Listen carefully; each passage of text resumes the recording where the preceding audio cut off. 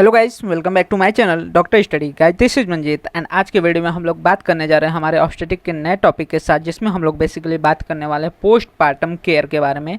मतलब कि हमारा परपेरियल जो पीरियड होता है उसमें हमें क्या क्या केयर लेना चाहिए, जो इस फीमेल की अभी जस्ट डिलीवरी हुई है उसके बारे में आज के वीडियो में बात करेंगे।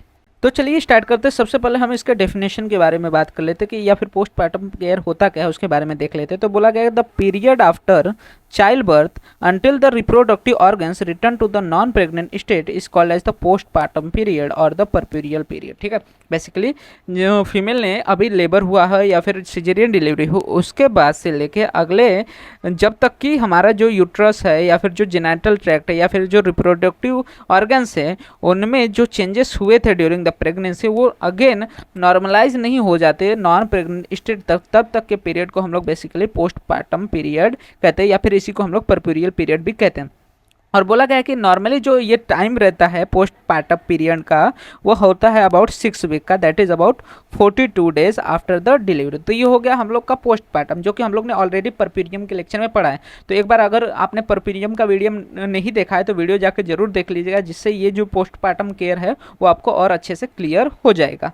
ठीक है, तो यहाँ तक हम लोग ने किसके बारे में देख लिया, पोस्टपार्टम के डेफिनेशन के बारे में कि पोस्टपार्टम या फिर परपेरियम पीरियड क्या होता है और कब तक रहता है। अब बात करते हैं हम लोग को पोस्टपार्टम केयर करना क्यों, इसके ऑब्जेक्टिव्स क्या है। तो बेसिकली बोला गया है कि to promote the recovery of the mother, जो मदर है उसकी रिकवरी अच्छे से हो, इसके लिए हमें पोस्टपार्टम केयर जरूरी है। दूसरी बात, टू प्रिवेंट द कॉम्प्लिकेशन। ठीक है, अगर लेबर के बाद कोई भी कॉम्प्लिकेशन ना हो, कॉम्प्लिकेशन को प्रिवेंट करने के लिए भी यहाँ पे हमें पोस्टपार्टम केयर करना है। To support the breast feeding. ठीक है, ब्रेस्ट फीडिंग अच्छे से हो, जो फिटस अभी जो हमारा चाइल्ड है जिसका अभी जन्म हुआ है वो अच्छे से ब्रेस्ट फीड करे, या फिर ब्रेस्ट फीडिंग टेक्निक्स अच्छे से बताने के लिए इन सभी चीज़ों के लिए भी पोस्टपार्टम केयर जरूरी है। उसी के साथ इमोशनल वेलबींग के लिए साइकोलॉजिकल सपोर्ट देने के लिए मदर को, साथ ही साथ न्यूबॉर्न के लिए क्या किस तरह से केयर होना चाहिए उसका गाइडेंस प्रोवाइड करने के लिए, और आगे कैसे फैमिली प्लानिंग करनी है उसके बारे में एडवाइस करने के लिए, और कैसा न्यूट्रिशन होना चाहिए, इन सभी चीज़ों के बारे में बताने के लिए पोस्टपार्टम केयर के बारे में हम लोग देखते हैं। तो पोस्टपार्टम केयर के अंदर ये 6 ऑब्जेक्टिव आपको अच्छा से याद रखना है। अब बेसिकली बात करते हैं phases of the postpartum period. ठीक है, हम जैसा कि परपेरियम में ही देखे थे, परपेरियम में क्या होता है 3 फेजेस देखने को मिलते हैं। तो वही परपेरियम पीरियड के अंदर ही ये भी आ जाता है कि हमें बेसिकली 3 फेजेस देखने को मिलते हैं परपेरियम पीरियड या फिर पोस्टपार्टम पीरियड के अंदर। सबसे पहले आता है immediate postpartum period. Immediate postpartum period क्या होता है कि जो डिलीवरी के बाद पहले जो 24 घंटे होते हैं उसको हम लोग किसके अंदर रखते हैं, इमीडिएट पोस्टपार्टम पीरियड। और ये हाईएस्ट रिस्क पीरियड होता है फॉर द पोस्टपार्टम हिमरोज। इसमें पोस्टपार्टम हिमरेज के चांसेस ज़्यादा होते हैं, फीमेल के शॉक में जाने के चांसेस ज़्यादा होते हैं, फीमेल में हाइपरटेंशन या फिर इक्लेम्सिया के कंडीशन हो सकती है, या फिर रिटेन प्लासेंटा की कंडीशन हो सकती है। तो इस पीरियड में पोस्टपार्टम हिमरेज जो होता है बहुत ज़्यादा इंपॉर्टेंट होता है और इसको मैनेज करना भी बहुत ज़्यादा जरूरी हो जाता है। उसके बाद अर्ली पोस्टपार्टम पीरियड जो है वो 24 घंटे से लेकर अगले 7 मतलब कि फर्स्ट 7 डेज तक हमारा अर्ली पोस्टपार्टम पीरियड या फिर अर्ली परपेरियम होता है, जिसमें हमें क्या क्या चीज़ें मॉनिटर करना है। बेसिकली यूट्राइन इन्वॉल्यूशन हो रहा है कि नहीं, मतलब कि यूट्राइन अपने अगेन प्री ग्रेविडल स्टेज में जा रहा है कि नहीं अच्छे से। वहाँ पे लोचिया के चेंजेस देखने की, लोचिया कौन से कलर का है, उसमें स्मेल कैसा है, वहाँ पे इन्फेक्शन की कंडीशन है कि नहीं, ये सारी चीज़ें। उसके बाद ब्रेस्ट फीडिंग वहाँ पे देखना है कि ब्रेस्ट फीडिंग प्रॉपर हो पा रही है कि नहीं, या फिर कोई इन्फेक्शन तो नहीं हुआ है। ये सारी चीज़ें हम लोग अर्ली पोस्टपार्टम में देखते हैं। उसी तरह लेट पोस्टपार्टम पीरियड जो होता है हमारा 7 डेज से लेकर 6 वीक्स तक के पीरियड को कहते हैं, जिसमें बेसिकली क्या होता है recovery of the reproductive organs को हम लोग चेक करते हैं, रिटर्न ऑफ द मेंसेस आए कि नहीं, ओव्यूलेशन हो रहे कि नहीं, ये सारी चीज़ें चेक करते हैं। अगर लैक्टेटिंग वुमेन रहती है तो वहाँ पर हमें देखने को मिलता है कि मिनिमम 2 मंथ तक हमारा क्या होता है अमेनेरिया की कंडीशन होती है, और 18 महीने तक अमेनिया की कंडीशन रह सकती है। लेकिन यहाँ पे भी हम लोग तो भी चेक करते हैं कि अगर लैक्टेशन अच्छे से नहीं हो रहा है तो ऐसे में जो मेंसेस होते हैं पहले भी आ सकते हैं। तो वहाँ पे रिटर्न ऑफ मेंसेस और ओवुलेशन को मॉनिटर करना है और साइकोलॉजिकल एडाप्टेशन देना है टू द मदरहुड, ताकि वो जो मदर है उसका जो नया चाइल्ड है उसके लिए उसके अंदर क्या हो साइकोलॉजिकल एडाप्टेशन आ सके। तो ये सारी चीज़ें हम लोग करते हैं in the late postpartum period. इसके बाद जनरल ऑब्जर्वेशन हम लोग क्या करते हैं। ठीक है, अगर एक बार फीमेल का डिलीवरी हो गया तो पोस्टपार्टम पीरियड में सबसे पहला चीज़ रहता है कि जनरल ऑब्जर्वेशन, ऑब्जर्व करना है कि फीमेल में कोई एबनॉर्मलिटी तो देखने को नहीं मिल रही है, जिसमें सबसे पहला और सबसे मेन चीज़ आता है वाइटल साइंस। ठीक है, वाइटल्स को मॉनिटर करना बहुत ज़्यादा जरूरी है। वाइटल्स में अगर कोई भी चेंजेस आ रहे हैं तो उसके हिसाब से हम कंसीडर कर सकते हैं कि क्या कॉज हो सकता है उसका। जैसे कि सबसे पहले हम लोग पल्स देखेंगे, उसके बाद फीमेल का ब्लड प्रेशर चेक करेंगे, टेम्परेचर देखेंगे और रेस्पिरेटरी रेट। ये 4 जो है वाइटल्स हम लोग बेसिकली मॉनिटर करते हैं। और इसका इंपॉर्टेंस क्या है कि मान के जो अगर जो फीमेल है उसका टेम्परेचर बढ़ा हुआ है, मतलब कि फीवर की कंडीशन है, तो हो सकता है कि जो फीमेल है उसको इन्फेक्शन हुआ और सेप्सिस में जा सकती है, तो वहाँ पे उसका मैनेजमेंट करना जरूरी है। उसके बाद वहाँ पे टैकीकार्डिया देखना जरूरी है, जो कि हीमोरेज या फिर सेप्सिस के कंडीशन में हो सकता है, या फिर हाइपोटेंशन के देखना जरूरी है, जो कि पोस्टपार्टम प्री क्लेम्सिया या फिर पोस्टपार्टम हिमोरेज की कंडीशन में हो सकता है। उसके बाद यूट्राइन असेसमेंट करेंगे। यूट्राइन असेसमेंट में हम लोग बेसिकली फंडल हाइट चेक करते हैं ताकि देख सके कि नॉर्मल हमारा यूट्रस का इन्वॉल्यूशन हो रहा है कि नहीं। इसके अलावा पाल्पेशन करके चेक करते हैं कि हमारा यूट्रस फर्म हुआ है कि नहीं, यूट्रस का पोजीशन मिड लाइन हुआ है कि नहीं, यूट्रस कितना कॉन्ट्रैक्टेड है ये फिर नहीं है, ये सारी चीज़ें। और उसके बाद नॉर्मल इन्वॉल्यूशन किस तरह से होगा, तो इमीडिएट आफ्टर द डिलीवरी जो हमारा फंडस होगा यूट्रस का, वो कहाँ पे फील होता है, अम्बिलिकस पे। वहीं पे क्या होता है, ये जो डिसेंड होता है अप्रॉक्सीमेटली 1 सेंटीमीटर पर डे के हिसाब से बोला गया है। ठीक है, तो ये आपको याद रखना है कि जो नॉर्मल इनोवल्यूशन होता है हमारे यूट्रस का वो 1 सेंटीमीटर पर डे के हिसाब से होता है। तो अगले 10 से 14 दिन के अंदर हमारा जो यूट्रस है, जो कि अभी कहाँ पे फील हो रहा था हमें अम्बिलिकस पे, वो कहाँ पे चला जाता है, पेल्विस में एंटर कर जाता है। और 6 वीक के अंदर वो एकदम नॉर्मल साइज का हो जाता है। अप्रॉक्सीमेटली 4 वीक के अंदर तो हो जाता है नॉर्मल साइज, लेकिन मैक्सिमम जो प्रीपेरियल पीरियड बोला गया है 6 वीक्स तक एकदम नॉर्मल साइज का, प्री ग्रेविटा स्टेज नहीं लेकिन उसके आसपास तक ये पहुंच जाता है। क्योंकि एक बार प्रेगनेंसी हो गई तो अगेन प्री ग्रेविटा स्टेज में जाना पॉसिबल नहीं है। उसके बाद एम नॉर्मल फाइंडिंग क्या हो सकती है कि बॉगी यूट्रस हो, मतलब कि यूट्राइन ऑटोनी हो सकती है, जिसके वजह से फर्दर डिलीवरीज में कॉम्प्लिकेशन जनरेट हो सकती है। उसके अलावा इनलार्ज यूट्रस की कंडीशन देखने को मिल सकती है। अब इनलार्ज यूट्रस की कंडीशन कब रह जाती है, जब अच्छे से कॉन्ट्रैक्शन ना हो, यूट्राइन इन्वॉल्यूशन ना हो, तो ऐसे में हम लोग वहाँ पे चेक कर सकते हैं या फिर कंसिडर कर सकते हैं कि रिटेन प्लासेंटा हो सकता है, या फिर रिटेन प्रोडक्ट कोई अंदर रह गया हो, या फिर इन्फेक्शन हुआ हो सकता है। तो ये सारी चीज़ें हमें देखने को मिलते हैं। तो जनरल असेसमेंट में क्या याद रखना है कि वाइटल साइंस चेक करेंगे, दूसरा यूट्रस को असेस करेंगे। फिर आता है हम लोग पीवी एग्जामिनेशन करते हैं या फिर जो पेरिनियल एग्जामिनेशन है वो देखते हैं, जिसमें हम लोग जो लोक्शिया है, मतलब कि जो डिस्चार्ज हो रहा है फ्रॉम द पर वेजाइना, उसको हम लोग चेक करते हैं। तो lochia is the vaginal discharge after the child birth. ठीक है, चाइल्ड बर्थ के बाद जो डिस्चार्ज देखने को मिलता है वजाइना से, उसको हम लोग क्या बोलते हैं, लोक्शिया बोलते हैं। इसके बेसिकली 3 टाइप्स देखने को मिलते हैं, लोक्शिया रब्रा, लोशिया सिरोसा और लोशिया अल्बा। जो लोशिया रब्रा होता है वो पहले 1 वीक में देखने को मिलता है, दूसरे वीक में मतलब कि 7 से 14 दिन के लिए हमें लोक्शिया सिरोसा की कंडीशन देखने को मिलती है, और अगले 14 से 15 से 6 वीक्स तक की जो कंडीशन होती है इसमें लोशिया अल्बा की कंडीशन देखने को मिलते हैं। इसमें क्या फीचर रहता है, तो लोशिया रुब्रा में बेसिकली हमारा सिर्फ ब्लड रहता है, इसीलिए ये रेड कलर्ड होता है। वहीं पे लोशिया सिरोसा में हमारा नेक्रोस्ट जो डेसिड हुआ रहता है वो भी आ जाता है, जिसके वजह से यहाँ पे लिकोसाइट होने की वजह से येलो से वाइट कलर का यहाँ पे देखने को मिल सकता है, या फिर पिंक कलर का ब्राउनिश हो सकता है। वहीं पे लोशिया अल्बा जो होगा हमारा वो वाइटिश देखने को मिलता है यहाँ पे।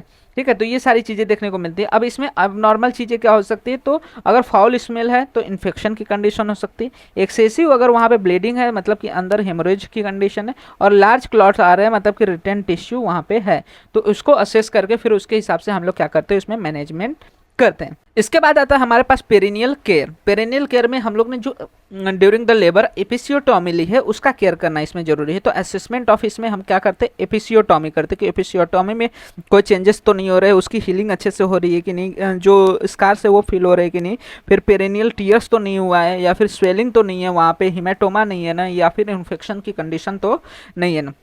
इसमें सबसे पहले करते हैं हम लोग रीडा असेसमेंट। ठीक है, ये बहुत ज़्यादा इंपॉर्टेंट है, आप याद कर सकते हो कि जो हम लोग एपिसियोटॉमी देखते हैं तो उसमें रीडा असेसमेंट करते हैं कि वाउंड हीलिंग अच्छे से हो रही है कि नहीं। तो उसमें हम लोग देखते हैं कि वहाँ पे रेडनेस कितना है, एडिमा है कि नहीं, इकाइमोसिस है कि नहीं, डिस्चार्ज हो रहा है कि नहीं उस इंसिजन साइड से, और वहाँ पे approximation of the wound edges कितना हुआ है। तो ये सारी चीज़ें हम लोग किसके अंदर देखते हैं, रीडा असेसमेंट, दैट इज एपिसियोटॉमी के असेसमेंट में देखते हैं। इसमें मेजर्स क्या लेना है कि पेरिनियल हाइजीन रखना जरूरी है, वार्म सीज बाथ करना है, और साथ ही साथ फ्रिक्वेंट वेजाइनल पैड को चेंज करते रहना है, और पेन मैनेजमेंट बहुत ज़्यादा जरूरी है।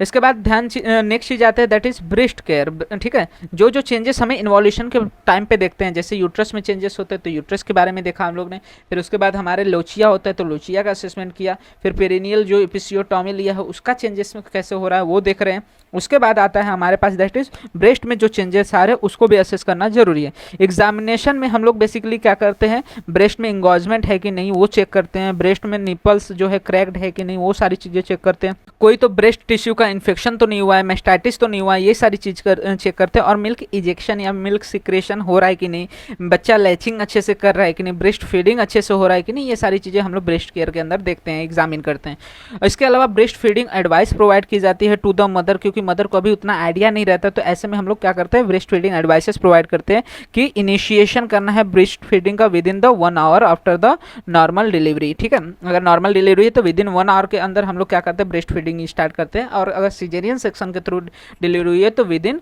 4 आवर हम लोग क्या करते हैं, वहाँ पे ब्रेस्ट फीडिंग स्टार्ट करने के लिए बोलते हैं। उसके बाद exclusive breast feeding for the 6 month रखने के लिए बोला गया है, और प्रॉपर लैच टेक्निक करना है। ठीक है, अच्छे से बच्चे को क्या करना है, वहाँ पे लैचिंग करवाना है to the nipples of the breast.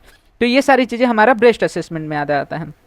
उसके बाद बेनिफिट्स बात करते हैं कि बेनिफिट्स क्या क्या होता है ब्रेस्ट फीडिंग के। अब यहाँ पे बेनिफिट्स बहुत ज़्यादा इंपॉर्टेंट है, बेनिफिट्स मदर के लिए भी रहता है और फीटस के लिए भी रहता है या फिर बेबी के लिए भी रहता है। फॉर बेबी हमें क्या मिलता है, वहाँ पे इम्यूनिटी मिलती है, जैसे कि हम लोग को मालूम है कि जो मदर होता है उसके जो ब्रेस्ट मिल्क होती है उसमें इम्यूनोग्लोबुलिन ए होता है, IgA होता है, जो कि बेसिकली क्या करता है, इम्यूनिटी प्रोवाइड करता है, बैरियर अगेंस्ट पैथोजेंस प्रोवाइड करता है हमारे चाइल्ड को। उसके अलावा न्यूट्रिशन प्रोवाइड होता है, साथ ही साथ इन्फेक्शन रिड्यूस होता है। अगर हम लोग as compare to top feeding की बात करें, उसके कंपैरिजन में ब्रेस्ट फीडिंग में इन्फेक्शन के चांसेस कम रहते हैं। वहीं पे मदर के लिए क्या क्या फ़ायदा रहता है, तो मदर में यूट्राइन कॉन्ट्रैक्शन अच्छे से होता है ब्रेस्ट फीडिंग की वजह से, इन्वॉल्यूशन जो प्रोसेस है ओवरऑल बॉडी का इन्वॉल्यूशन वो अच्छे से होता है, ब्लीडिंग रिड्यूस होती है, मदर और चाइल्ड में बॉन्डिंग अच्छे से होती है, और ओव्यूलेशन डिले होता है। ठीक है, अगर अच्छे से लैक्टेशन हो रहा है, अच्छे से ब्रदर जो है अच्छे से जो बेबी है ब्रेस्ट मिल्क पे फीड कर रहा है, तो ऐसे में क्या होता है, जो ओव्यूलेशन का पीरियड है वो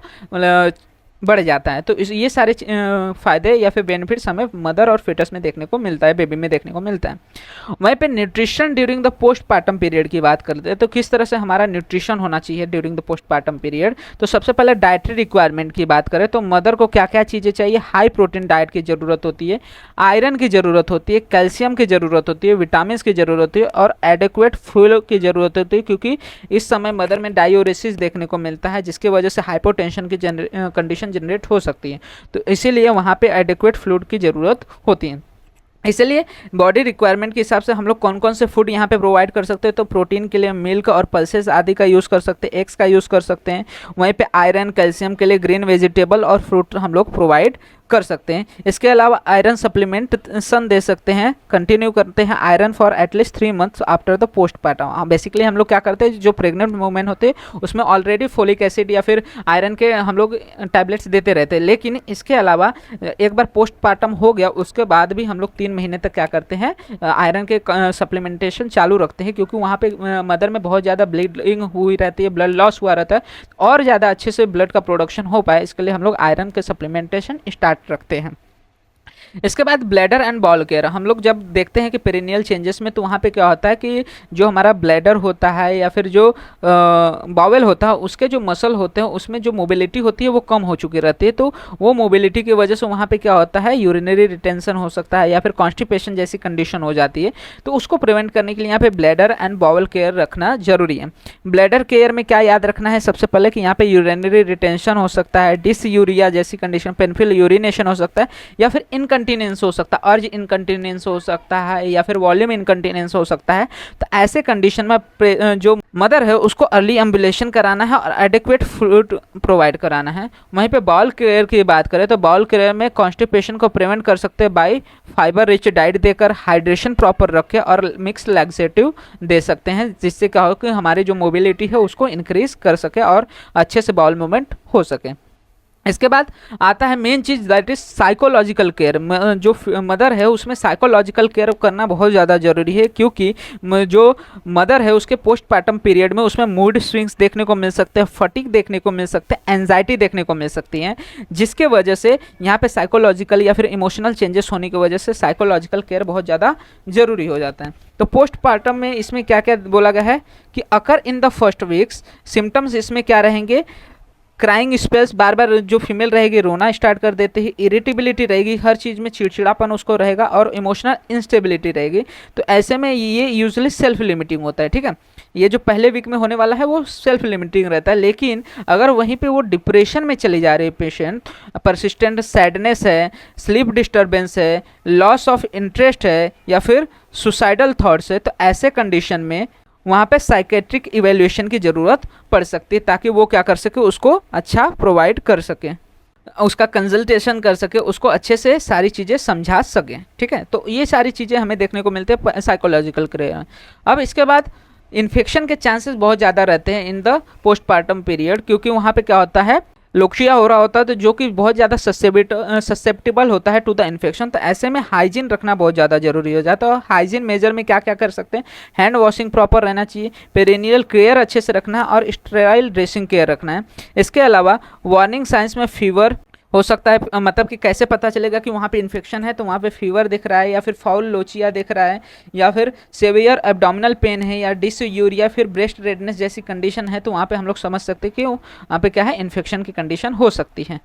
इसके बाद नेक्स्ट चीज़ आती है इसमें, that is thrombo embolism prevention, ठीक है। थ्रोम्बो एम्बोलिज्म जो पोस्टपार्टम वुमेन है उनमें रिस्क रहता है, इंक्रीज रिस्क रहता है ऑफ द डीबीटी, ठीक है। डीबीटी के चांसेस बढ़ सकते हैं। तो ऐसे में क्या करना है, बेसिकली इसको प्रिवेंट करने के लिए अर्ली एम्बुलेशन, मतलब कि तुरंत मूवमेंट करवाना चालू कर देना है फीमेल में, ताकि क्योंकि ज़्यादा समय तक बेड रेस्टिंग रहने की वजह से और लोअर जो एक्सट्रीमिटीज है उसके कोई मूवमेंट न होने की वजह से अर्ली यहाँ पे डीबीटी के चांसेस बढ़ जाते हैं। इसलिए फीमेल में क्या करना है, वहाँ पे अर्ली एम्बुलेशन कराना है, लेग एक्सरसाइज कराना है, और एडिक्वेट हाइड्रेशन प्रोवाइड करना है।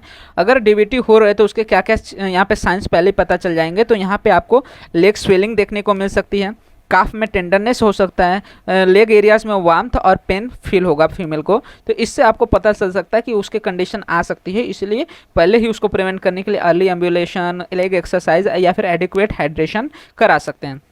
इसके बाद पोस्ट नेटल एक्सरसाइज बहुत ज़्यादा जरूरी है, ताकि पेल्विक फ्लोर के जो मसल्स हैं वो वापस से उनकी टोनिसिटी इंप्रूव हो सके। तो बेसिकली क्या बोला गया कि पोस्ट नेटल एक्सरसाइज जो होता है हमें हेल्प करता है to improve the circulation, to restore the muscle tone and to prevent the back ache. इसमें कौन कौन से एग्जाम्पल हम लोग कर सकते हैं, जैसे कि पेल्विक फ्लोर एक्सरसाइजेज, जैसे कि कीगल एक्सरसाइज हो गया, या फिर डीप बैक एक एक्सरसाइज हो गया, या फिर एब्डोमिनल स्ट्रेटनिंग की एक्सरसाइजेज, जो कि फिजियोथेरेपी के हेल्प से हम लोग करवा सकते हैं। और उसके बाद फैमिली प्लानिंग एंड कॉन्ट्रासेप्शन बहुत ज़्यादा जरूरी है, और इसमें काउंसलिंग भी रिगार्डिंग हो सकती है, जैसे कि बर्थ स्पेसिंग होना बहुत ज़्यादा जरूरी है। अगर मदर मान के चलो अच्छे से अभी हील ही नहीं हुआ है, उसका यूट्रस अच्छे से हील नहीं हुआ है, और वो अगेन क्या कर रही है, वहाँ पे कंसीव कर ले रही है, तो ऐसे में उसको बहुत सारे कॉम्प्लिकेशन फेस करने पड़ सकते हैं। उसकी बॉडी अच्छे से प्रिपेयर्ड ही नहीं रहती सेकेंड कंसीव करने के लिए, लेकिन वहाँ पे कंसीव हो जाता है, तो जिसकी वजह से मैटरनल मॉर्बिडिटी भी हो सकती है, मॉर्टेलिटी भी हो सकती है। तो वहाँ पे बर्थ स्पेसिंग के लिए काउंसलिंग करनी चाहिए। ओव्यूलेशन रिटर्न के लिए, कि ओव्यूलेशन अच्छे से रिटर्न हुआ है कि नहीं, वो सारी चीज़ें पता करने के लिए, और कौन से कॉन्ट्रासेप्शन मेथड उसके लिए बेनिफिशियल रहेंगे, इन सभी के लिए वो क्या कर सकती है, काउंसलिंग कर सकती है। उसके अलावा सूटेबल मेथड जो बेसिकली वो फॉलो कर सकते हैं, इसमें लैक्टेशनल अमेनेरिया मेथड रहता है, मतलब कि जब तक लैक्टेशन हो रहा है नॉर्मली 6 वीक्स तक, तो या फिर 6 मंथ तक, तो हम लोग देखते हैं कि वहाँ पे क्या होता है, लैक्टेशनल अमेनेरिया रहता है, जिसमें प्रोलैक्टिन का लेवल बढ़ा होने की वजह से ओव्यूलेशन नहीं होता है, या फिर मेंसेस नहीं आ रहे होते हैं। इसके अलावा कॉन्डम्स का यूज़ कर सकते हैं, इंट्रायूट्राइन कॉन्ट्रासेप्टिव डिवाइसेस का यूज़ कर सकती है, प्रोजेस्टेरॉन ओनली पिल्स या फिर इंजेक्टेबल जो कॉन्ट्रासेप्शंस आते हैं उनका वो यूज़ कर सकती है। लेकिन ये सभी क्या करना है, आफ्टर द जो गायनेक है उसके मदद से ही, या फिर उससे कंसल्ट करके ही ये सारी चीज़ें करनी, खुद से नहीं कराने रहते हैं। उसके बाद इम्यूनाइजेशन, कौन कौन से उसको वहाँ पे इम्यूनाइजेशन लेना जरूरी है, जैसे कि टेटनस बूस्टर अगर रिक्वायर्ड हो तो, जो कि आपके गायनेक आपको बताते हैं, रूबेला वैक्सीन अगर नॉन वैक्सीन है पहले से ही तो, और इसके अलावा BCG, OPV और हेपेटाइटिस बी की वैक्सीन हम किसको देते हैं, बेबी को जस्ट आफ्टर द बर्थ। ये इम्यूनाइजेशन बेबी में करवाना बहुत ज़्यादा जरूरी रहता है। इसके बाद आता है हमारे पास दैट इज़ आगे के फॉलोअप्स रखना, recommend postpartum visits within the 48 hours, फिर 7 to 14 days and at 6 weeks, ताकि देख सके ये जो ऊपर के असेसमेंट है वो सारी करने के लिए यहाँ पे फॉलोअप जरूरी होता है। इसके बाद डेंजर साइंस क्या क्या रहते हैं पोस्टपार्टम में, कि अगर मान के चलो हेवी वेजाइनल ब्लीडिंग हो रही है, मतलब कि पोस्टपार्टम ब्लीडिंग हो सकती है, हिमरेज हो सकता है, हाई फीवर है मतलब कि सेप्सिस की कंडीशन हो सकती है, सेवियर हेडेक है मतलब कि हाइपोटेंशन या फिर इलेक्ट्रोलाइट डिसबैलेंस हो सकता है, कन्वर्जन्स है या फिर चेस्ट पेन है, शॉक की कंडीशन हो सकती है, ब्रेथलेसनेस या फिर सेवियर एब्डोमिनल पेन है, फॉल स्मेलिंग लोक्सिया है जो कि अगेन यहाँ पे इन्फेक्शन बता रहा है, ब्रेस्ट एब्सेस मतलब कि मेस्टाइटिस जैसी कंडीशन है, या फिर सुसाइडल थॉट्स आ रहे हैं, तो ऐसे कंडीशन में तुरंत फीमेल को क्या करना है, डॉक्टर के पास लाना है ताकि वो वहाँ पे कंसल्टेंसी प्रोवाइड कर सके या फिर जो भी पैथोलॉजिकल कंडीशन जनरेट हो रही है उसको ट्रीट कर सकें। इसके बाद कॉम्प्लिकेशन क्या क्या आता है परपेरियम में, तो पोस्टपार्टम हिमरेज हमें देखने को मिलता है, परपेरियल सेप्सिस हो सकता है, मेस्टाइटिस हो सकता है, टीबीआईटी हो सकता है। इसके बाद पोस्टपार्टम डिप्रेशन देखने को मिल सकता है, ये किसमें होता है, मैटरनल में, मदर में ये सारे कॉम्प्लिकेशन देखने को मिल सकते हैं। वहीं पे फिटस की बात करें तो फिटस या फिर चाइल्ड की बात करें तो चाइल्ड में हमें पुअर फीडिंग देखने को मिल सकता है, पुअर में भी उसमें भी इन्फेक्शन हो सकता है, जॉन्डिस हो सकता है या फिर वेट लॉस जैसी कंडीशन हो सकती है, जो कि शुरू में 10 दिन तक नॉर्मल रहता है, लेकिन उसके बाद भी अगर मेंटेन्ड है, कंसिस्टेंट है, तो ऐसे में वहाँ पे उसको मेडिकल असेसमेंट की ज़रूरत पड़ सकती है। इसके बाद यहाँ पे समरी देख लेते हैं कि बेसिकली ये जो पूरा ओवरऑल हम लोग ने पढ़ा उसका मेन एम क्या था। तो बोला गया कि postmortem care focuses on maternal recovery. सबसे मेन चीज़ क्या है कि मदर की रिकवरी अच्छे से हो, किसी भी तरह के कॉम्प्लिकेशन को प्रिवेंट करें, सक्सेसफुल ब्रेस्ट फीडिंग हो सके और साइकोलॉजिकल सपोर्ट दे ताकि जो मदर वहाँ पे डिप्रेशन में जा रही है उसको जो सुसाइडल थॉट्स आ रहे हैं उससे उसको प्रिवेंट किया जा सके। इसके अलावा नियोनेटल वेलबींग को मेंटेन किया जा सके और मेन चीज़ इसमें फैमिली प्लानिंग जरूरी है, फैमिली प्लानिंग का एजुकेशन किया जा सके। Proper monitoring during the puerperium significantly reduces the maternal and the neonatal morbidity and mortality. अगर पोस्टपार्टम केयर अच्छे से किया जाए तो जो मॉर्टेलिटी एंड मॉर्बिडिटी है उसके चांसेस कम हो जाते हैं। तो ये सारी चीज़ें हमें देखने को मिलती है with in the postpartum care. तो होप आपको पोस्टपार्टम केयर क्लियर हो गया होगा। इसके रिलेटेड कोई भी डाउट रहता है तो आप कमेंट सेक्शन में मेंशन कर सकते हैं, मैं ट्राई करूँगा फर्दर वीडियोस में उसको और अच्छे से समझा सकूँ। एंड वीडियो अच्छा लगा तो वीडियो को लाइक एंड शेयर करना मत भूलेगा, जिससे ज़्यादा से ज़्यादा लोग वीडियो का फायदा ले सके। एंड इसी तरह के और भी फर्दर वीडियोस इस चैनल पर अपलोड होते रहेंगे, तो चैनल को सब्सक्राइब जरूर कर लीजिएगा, जिससे आने वाले वीडियोस के नोटिफिकेशन आपको मिल सकें। और आप हमारे इंस्टाग्राम एंड टेलीग्राम हैंडल्स को भी फॉलो कर सकते हैं, जहाँ पे आपको वीडियो से रिलेटेड, नोट्स से रिलेटेड, साथ ही साथ बीएमएस से रिलेटेड जो भी अपडेट्स रहते हैं प्रोवाइड हो जाते हैं, जिसका लिंक आपको वीडियो के डिस्क्रिप्शन में अवेल हो जाएगा।